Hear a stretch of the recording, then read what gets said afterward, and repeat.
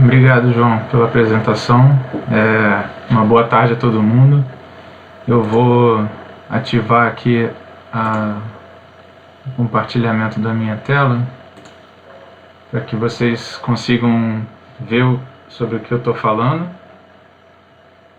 Imagino que estejam conseguindo ver agora a tela da apresentação. Se puderem dar só uma balançadinha. Aí, ok.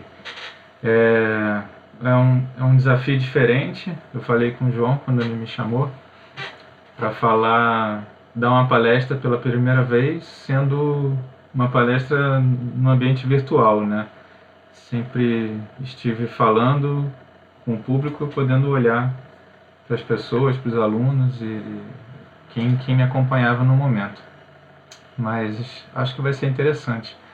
O João pediu para que eu ligasse os temas de biodiversidade com o tema mais em voga atualmente, que é a pandemia, a importância disso para a nossa vida, né? E fizesse esse tipo de conexão e viesse aqui conversar com vocês sobre isso. Então, a minha ideia com o título da palestra, Futuro está no Passado, Crônicas Biológicas sobre as Conexões do Homem, é tentar conectar as ideias do nosso conhecimento de biodiversidade, do conhecimento que já temos acumulado até hoje, com o que nós estamos observando e vivendo hoje em dia com a pandemia de Covid-19. Então, a primeira coisa que eu queria que a gente olhasse era para essa foto, uma foto icônica, mas que ela aparentemente não mostra muita coisa. Só que eu diria para vocês que ela mostra exatamente tudo, tá? Se vocês não conhecem essa foto aí, ela foi a foto do Pale Blue Dot, que foi pedida e pensada pelo Carl Sagan quando solicitou que a Voyager 1 virasse para trás uma última vez e fizesse a foto do nosso planeta a 6 bilhões de quilômetros de distância, né? Eu parto desse ponto porque tudo que a gente conhece, ou quase tudo que a gente conhece, está dentro desse pontinho, numa imensidão de um monte de nada, né? A gente não vê mais nada ao redor, embora o universo esteja cheio de coisas.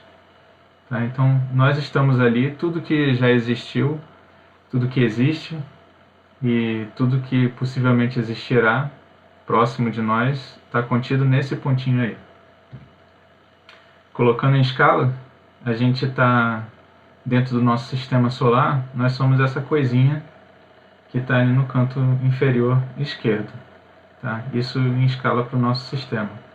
Então nós somos não grande coisa, né? Mas tudo que a gente faz, tudo que a gente sabe, tudo que a gente já fez e vai fazer, provavelmente está dentro dessa pequena bolinha na imensidão do universo, que depende, e aí toda a nossa vida, tudo que a gente faz depende quase que exclusivamente de uma fonte de energia que é o nosso Sol, tá? A radiação solar, ela chega ao nosso planeta, é defendida pela parte da radiação nociva, é defendida pela magnetosfera, pela atmosfera, outros detalhes que eu não preciso ficar entrando, mas assim, basicamente 99,9% de toda a energia, de toda a biota do planeta é dependente da energia solar. E essa energia, ela chega de maneiras diferentes, né? Então, a radiação que chega mais próximo da linha do Equador, ela chega com uma inclinação próxima de 90 graus, enquanto que a radiação, se vocês acompanharem aqui meu mouse, eu posso ir mostrando também, que chega em locais de latitudes mais elevadas, né, tanto ao norte quanto ao sul, ela chega de maneira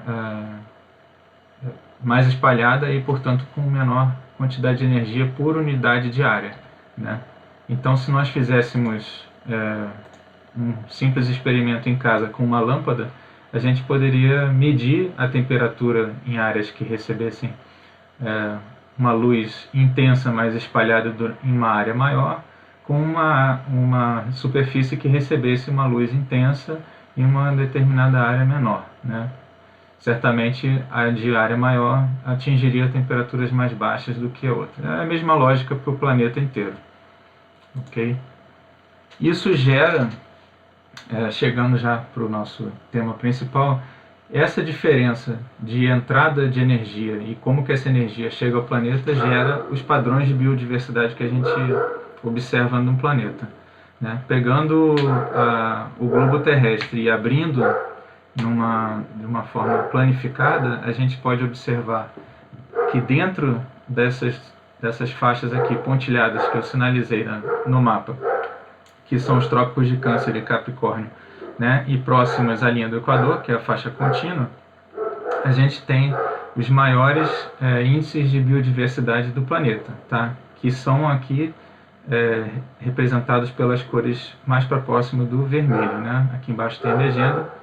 Tá? Então, tudo que é vermelho são os lugares mais ricos do planeta, e tudo que é esse tom pálido, aqui amarelado, o pálido, é o que tem menos diversidade. Tá? Não é à toa que a gente pode medir a biodiversidade de outras maneiras também. A gente pode entender a biodiversidade como resultado do que os organismos fotossintetizantes produzem de matéria orgânica, né? Então, a energia chega do Sol, ela é processada pelos organismos que transformam essa energia em matéria orgânica, né? Plantas, algas e outros organismos, e essa produção de matéria orgânica que permite que todas as outras formas de vida, todas as cadeias tróficas, cadeias alimentares sequentes, sejam sustentadas, né? Então, a energia chega de uma forma, ela começa a ser transformada por esses organismos e ela vai, de certa maneira, subindo na escala das cadeias tróficas até chegar, por exemplo, até a gente, né? Como forma de alimento. E se a gente pegar a taxa de produção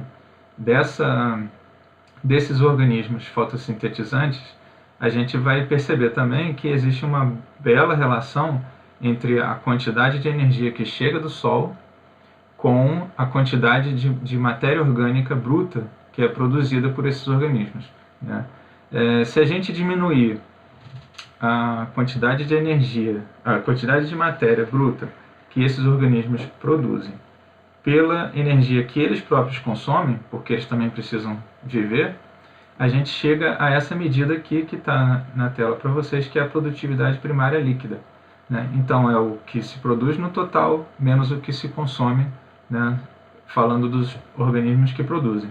Se a gente bota isso dentro da mesma perspectiva, né, do plano, planificando o planeta e extraindo essa informação, a gente vê que as áreas mais vermelhas aqui, né, na nossa escala, que tem a maior produtividade primária líquida, também estão dentro dos trópicos e muito das áreas vermelhas, muito em torno do Equador.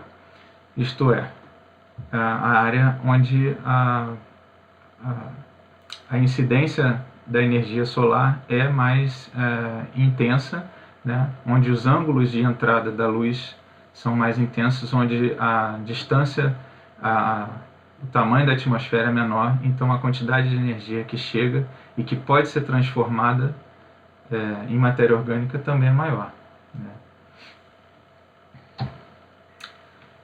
Mas nem sempre o planeta funcionou dessa maneira, né? Então, isso é o que a gente observa hoje, né? Mas o planeta já foi diferente em vários momentos, a gente tem isso no registro geológico. Eu vou trazer para vocês aqui só uma das coisas que é bastante falada, talvez até conheçam, que são as 5 grandes extinções em massa que ocorreram já no nosso planeta, pelo menos de 445 milhões de anos atrás até 65 milhões de anos atrás, tá? Os nomes aqui em si não fazem muita diferença para vocês, eu gostaria que vocês prestassem atenção só nos percentuais, né? Esses são os percentuais de mortalidade de organismos. Tá? Essas mortalidades de tudo que se conhece hoje, através do registro fóssil, de organismos que simplesmente sumiram após esses eventos. Tá? Então isso variou ali entre 70% de toda a vida que se conhecia, né, naquela fase geológica do planeta, até 95% de toda a vida que existia naquele momento. Tá? Os motivos foram variados. Tivemos lá no Ordoviciano o planeta Terra bola de neve, né? No Permiano foram erupções vulcânicas e massivas em todo o planeta, e a mais conhecida de todas foi, sem dúvida nenhuma, né, a mais conhecida, o asteroide que atingiu ali a península do México e que é dado como uma das principais causas de extinção dos dinossauros, tá? Como retratado nos filmes, né? Porque dinossauros ainda andam entre nós, alguns deles. Então, a cada momento de grande mudança, a gente consegue também, logo em seguida, atingir uma era de novas oportunidades. Tá? Isso fica muito fácil e interessante de mostrar com a palavra em inglês, né? Do change, mudança, para chance, que é chance ou oportunidade. Em português não daria para fazer a mesma coisa, então, como essa imagem aqui é muito boa, eu resolvi botar mesmo em inglês para a gente tratar disso. Então, a cada grande mudança no planeta, a gente abre um novo leque de novas, enormes possibilidades também. Fechando essa primeira parte, então, isso é importante ter em mente, que a cada grande crise de biodiversidade, eu estou chamando essas grandes extinções como uma crise da biodiversidade, onde a perda foi enorme, né? Uma nova era de diversificação veio em seguida. E isso é notável, todas as vezes que ocorreram uma explosão de vida se sucedeu. Então, tratamos de crises passadas, mas crises passadas muito antigas, né? Num tempo geológico que versa com o tempo de vida do planeta e do nosso sistema solar. Trataremos agora de ao menos uma crise passada, já dentro da nossa escala de pensamento, algo que seja muito mais fácil de entender com sociedades humanas já. Vocês devem estar cientes, vocês devem conhecer a Ilha de Páscoa, né, que fica aqui, esse arquipélago, muito distante do Chile, apesar de ser um território especial do Chile, e é uma das ilhas mais isoladas do planeta. Essa ilha, de mais ou menos do ano 500 até 1700 e alguma coisa, ela teve a sua própria sociedade, né, de polinésios, e hoje em dia ainda é habitada e tal, mas não da mesma maneira e não com os mesmos costumes que os polinésios tinham naquela época, né? Então eles conseguiram, vamos dizer assim, por um bom tempo, né, por um milênio, viver na ilha com uma tecnologia e conhecimentos que eram adequados aos povos que viviam em ilhas nessa região do planeta, mas que não se compara ao desenvolvimento tecnológico de outros povos da mesma época, inclusive, mas que estavam nos continentes e que não tinham problemas, não tinham recursos tão limitados, né? Porque as ilhas, como vocês sabem, elas têm um fim muito mais visível e muito mais abrupto que os nossos grandes continentes, né? Então, bom, só para ilustrar, né, quão distante está, mais de 4 horas de voo, então é um lugar muito isolado, ok? O importante para pensar nesse momento é o seguinte, que esse isolamento deles fazia com que quase 100% de tudo que eles precisavam, ou soluções que eles davam para os problemas que tinham que partir deles mesmos e com recursos que estavam nas próprias ilhas. tá? O comércio deles com as ilhas mais próximas era bem pequeno, porque a ilha mais próxima fica a cerca de 800 quilômetros, então é bem difícil, tá? Então é uma boa analogia para se estudar uma sociedade humana que viveu bastante tempo de certo grau, em certo modo, em bastante isolamento. Essa é uma panorâmica de uma das praias da ilha, né? As ilhas são conhecidas por causa dos totens que tem em toda a parte da ilha, tá? E bom, essa sociedade que viveu nessa ilha, ela sofreu um grande problema social, né? E colapsou, acho que muito próximo das chegadas dos primeiros europeus nessa região. Mas o motivo em si não é atribuído à chegada dos europeus. Então, um dos motivos do colapso da sociedade Rapa Nui, como eles eram conhecidos no idioma polinésio, foi o esgotamento, ou é indicado, né, que foi o esgotamento das reservas, principalmente as reservas de madeira da ilha. E isso, basicamente, são essas palmeiras que hoje em dia já existem de novo lá, mas que os Rapa Nui simplesmente acabaram com todas elas. Daí a gente pode pensar, e você pode estar se perguntando nesse momento, né, o que deve ter pensado o Rapa Nui, o polinésio, que cortou a última palmeira da ilha séculos atrás? Essa é uma pergunta extremamente simples, mas extremamente importante, né? Será que esse cara que cortou a última árvore do único local que eles tinham para extrair recursos, será que ele percebeu que ele estava acabando com um dos recursos mais importantes para a vida deles nessa ilha? O que se é falado hoje em dia, ou a maneira de abordar esse problema, ou como as pessoas podem ter reagido a isso, né, tem algumas maneiras da gente perceber ou tentar entender como que as sociedades ou como que as pessoas podem agir numa situação dessa, que aparentemente é muito óbvia, né? Mas a gente só percebe ou só classifica ela como algo muito óbvio porque nós estamos vendo isso de uma posição muito confortável, né, no futuro, com um conhecimento extremamente maior do que eles tinham, tecnologia e tudo mais. E o principal motivo é que nós não estamos lá. Também, a gente não está na pele de quem estava lá vivendo, precisando desses recursos. Mesmo assim, alguns motivos algumas coisas podem acontecer para uma sociedade ou para vários grupos humanos não perceberem esse tipo de decisão desastrosa que está por vir, né? Eles podem ser incapazes de prever esse problema por tecnologia ou por não atentar realmente para o que está acontecendo. Eles podem ter incapacidade de perceber assim que o problema se manifesta. Então, uma coisa é não perceber, ponto, não passa pela cabeça. A outra é perceber que algo de diferente aconteceu, mas não notar ou não identificar que isso é um problema em si para eles. Uma nova etapa poderia ser a incapacidade de tentar resolvê-los após ter sido identificado.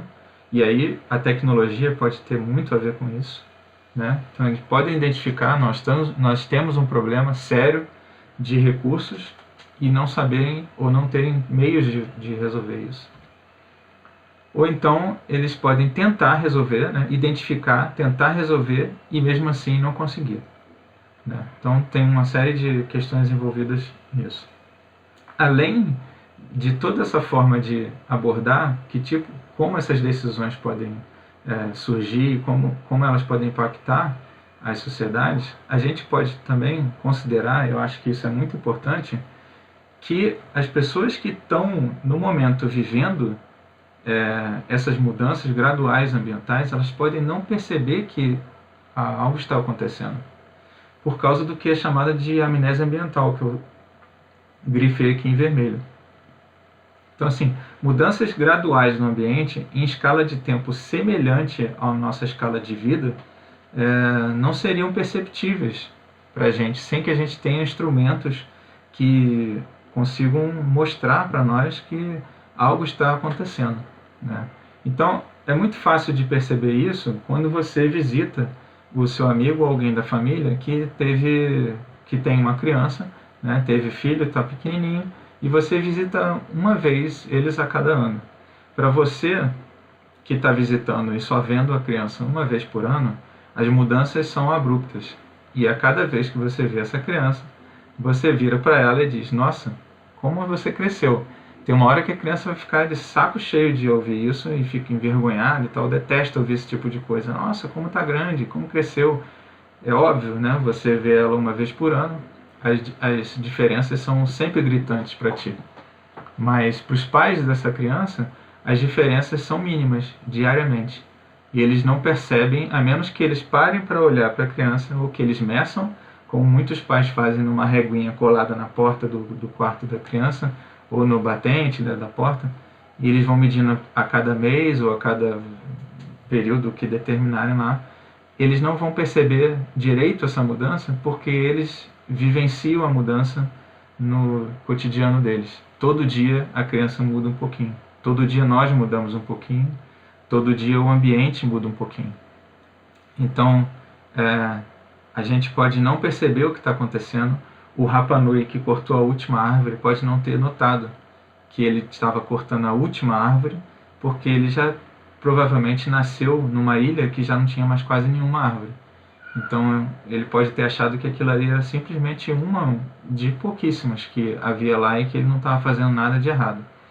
Precisaria que alguém tivesse uma idade muito avançada, talvez, e que vivesse na sociedade deles para que percebesse que as reservas de madeira da ilha estavam findando.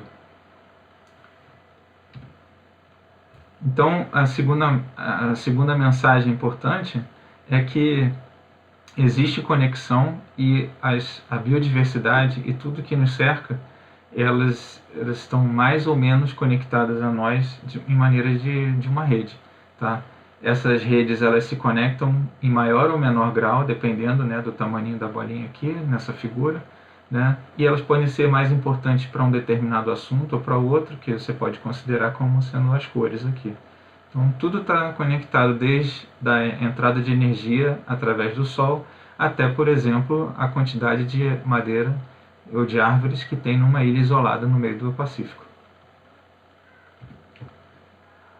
Isto é, crises ambientais causam e estão intimamente relacionadas às nossas crises sociais também, né? Trazendo isso para uma realidade temporal mais próxima da gente.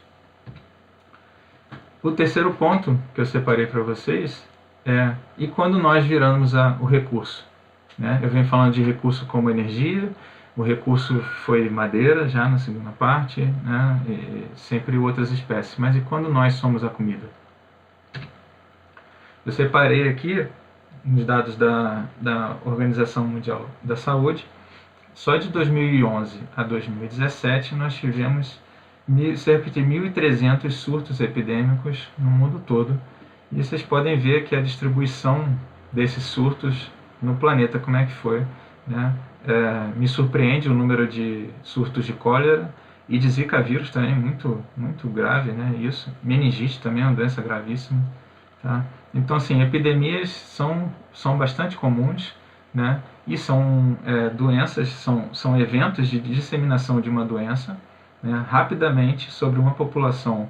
Nesse caso, a gente está tratando da nossa, uma população humana, em curto período de tempo, né, normalmente também localizado em um espaço geográfico relativamente pequeno.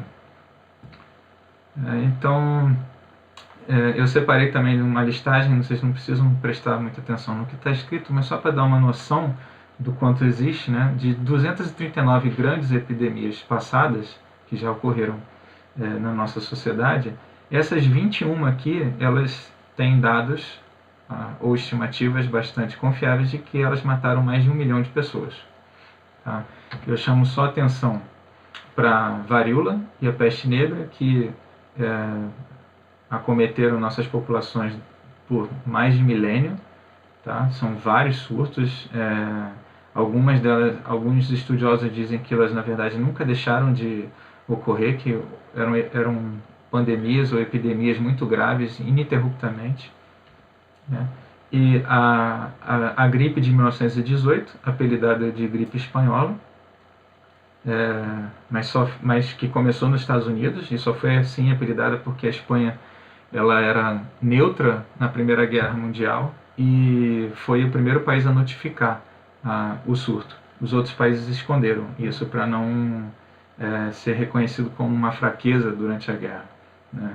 E a pandemia de AIDS, que está em curso, né, ainda hoje, desde 1981.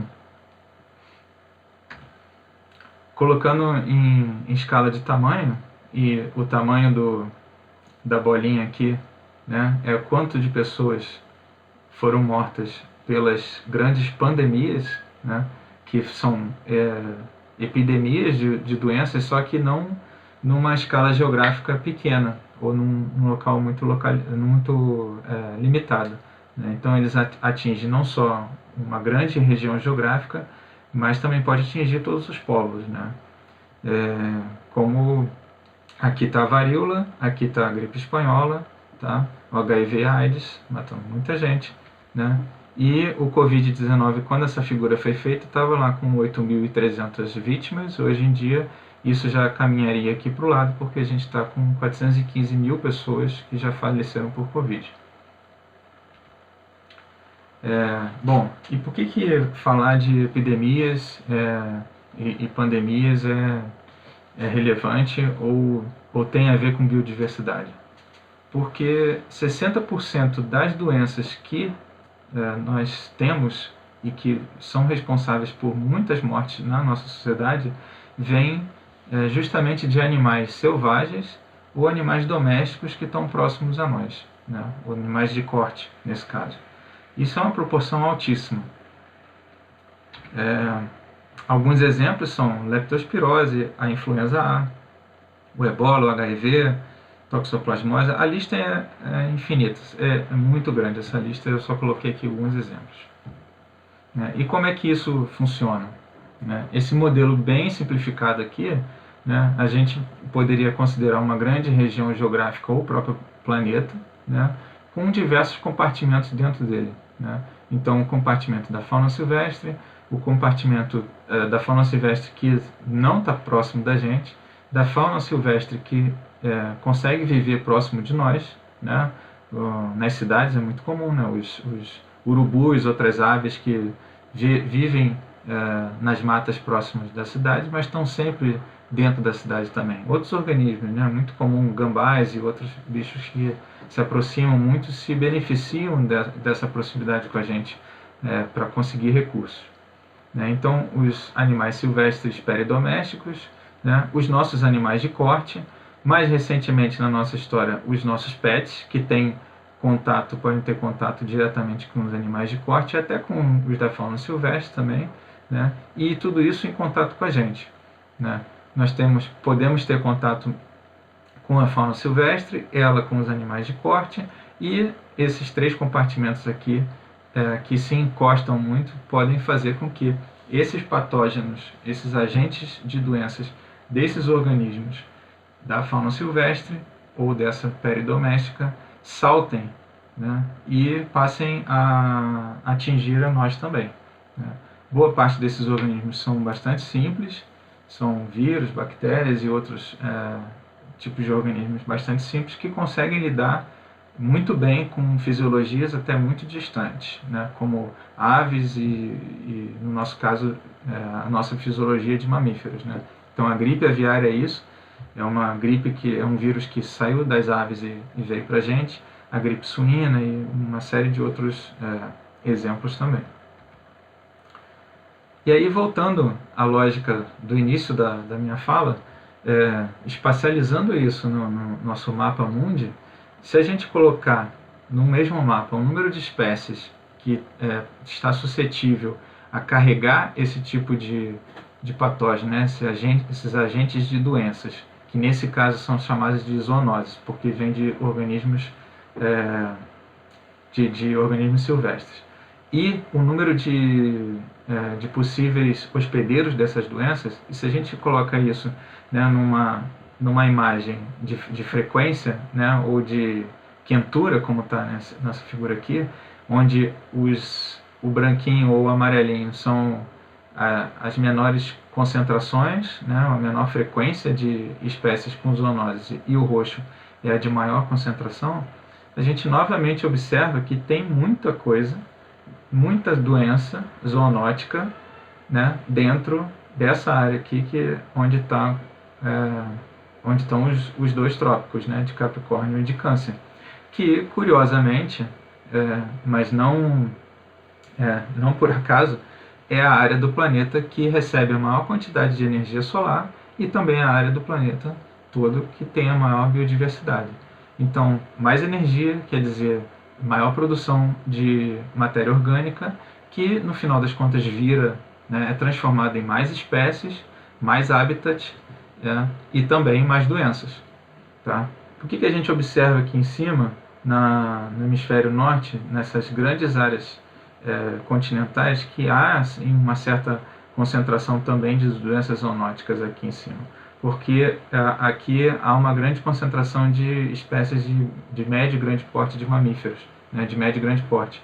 E esses são animais reservatórios de muitas doenças para a gente, né? Então, essa área aqui também acaba ficando com uma concentração razoavelmente elevada. Tá? Esses vazios amarelos aqui no meio, né, na Austrália, isso aqui basicamente são desertos aqui na costa da América do Sul também. Então, fechando a terceira parte, epidemias são muito frequentes, elas estão muito ligadas à biodiversidade que nos cerca e, portanto, aos padrões de distribuição da espécie, né, e ao funcionamento dos ambientes naturais. Tá? Então está tudo conectado, como eu disse no final da segunda parte, em forma de rede. Bom, para fechar, e daí? Para onde que a gente vai com esse tipo de informação? O que a gente tira disso? Nós estamos vivendo a quarta era de revolução industrial. Né? Desde a primeira lá no século XVIII, com o surgimento das máquinas a vapor, até hoje com a internet das coisas, a gente vem fazendo muita coisa. A gente teve nossa capacidade de alterar o ambiente crescida, né, em muitas ordens de grandeza. Só que a gente continua fazendo basicamente sempre a mesma coisa, só que de maneiras ligeiramente diferentes. E a nossa capacidade, na verdade, vem só aumentando, mas o nosso modelo de uso dos recursos naturais continua basicamente o mesmo. Né? Não só não é, eu coloquei aqui desde o século XVIII, mas não é desde essa época. Né? Então, nossos povos vivem assim, basicamente, desde que passaram a serem agricultores. Desde que a gente é agricultor, a gente retira do planeta, do ambiente que nos cerca, basicamente da mesma maneira. Né? Então a gente tem esse modelo extrativista que não está muito preocupado com a maneira de como esses recursos são ou não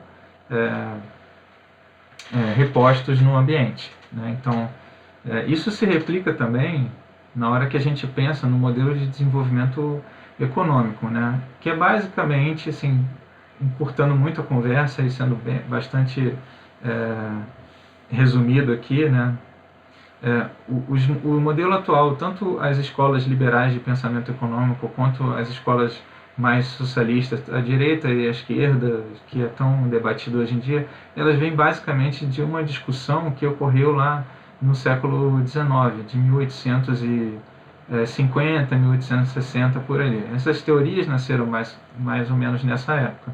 Né? Então a gente vem extraindo do ambiente basicamente da mesma forma e com os mesmos pensamentos sobre desenvolvimento econômico. Isso está muito atrelado. Né?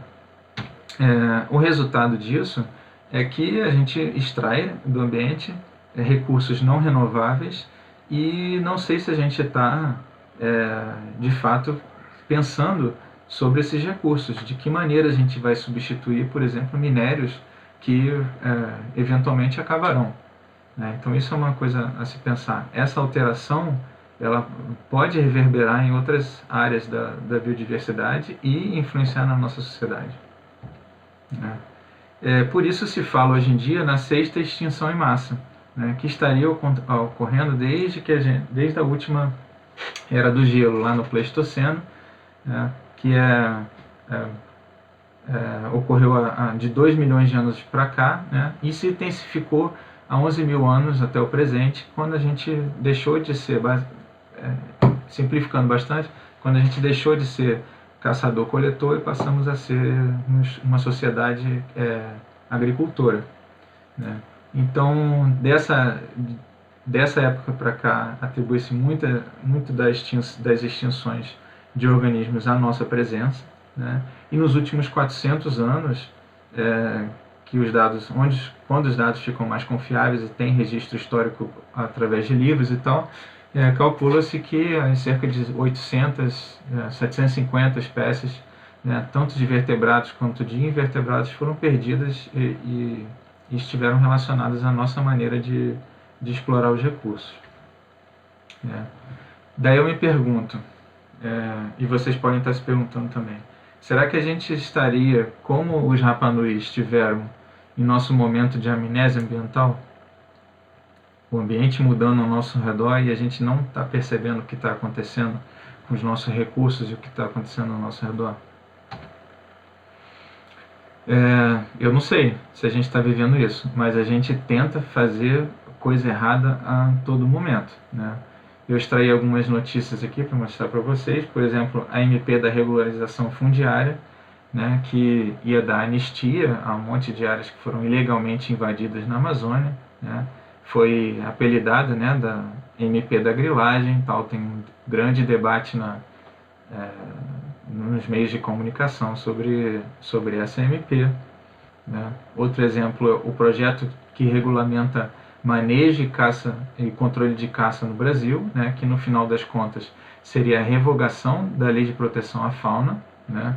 Também tem muita gente criticando, né? Esse ponto em específico, uma aluna minha defendeu a monografia dela de conclusão de curso de biologia, né, avaliando essa proposta de lei, esse projeto de lei, né, e resumindo bem o trabalho dela, dos 6 pontos maiores que a proposta de lei aborda, apenas um a gente conseguiu classificar como sendo algo positivo para o meio ambiente ou para a conservação das espécies ou dos recursos, né, naturais, que seria a categorização de áreas prioritárias para a aplicação de recursos vindos de diversas fontes, né, principalmente para o uso dentro dessas áreas e para programas de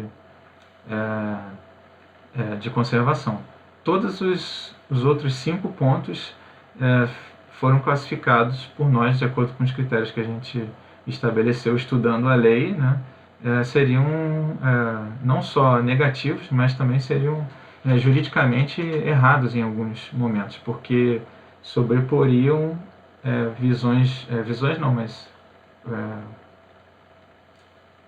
composições jurídicas, né, de outras regulamentações, outras leis, e isso provavelmente, não sei se vai cair, mas ela deve sofrer muitas mudanças porque é inconstitucional em várias etapas.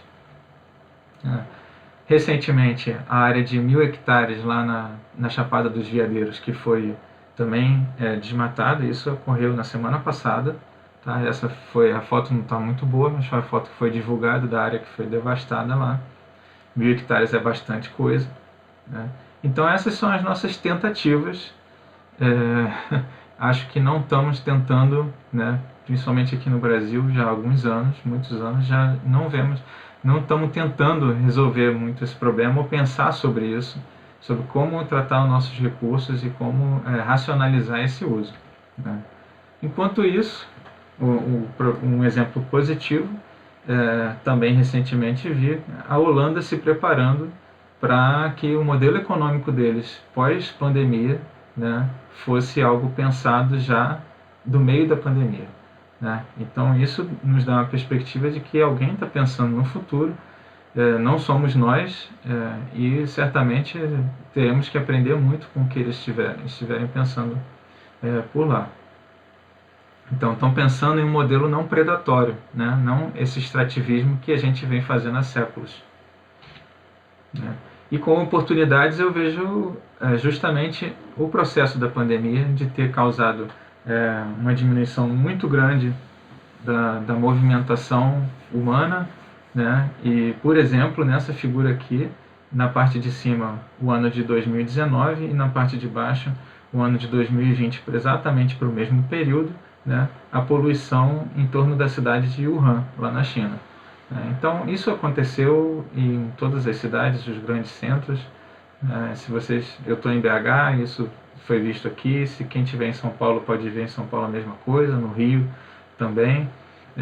É uma oportunidade porque fez todo mundo mudar as formas de agir, as formas de se relacionar, né? A gente está vocês assistindo e eu ministrando uma palestra virtualmente, sem ver a expressão de ninguém. Aí, o que vocês estão achando ou não das maluquices que a gente fala numa palestra?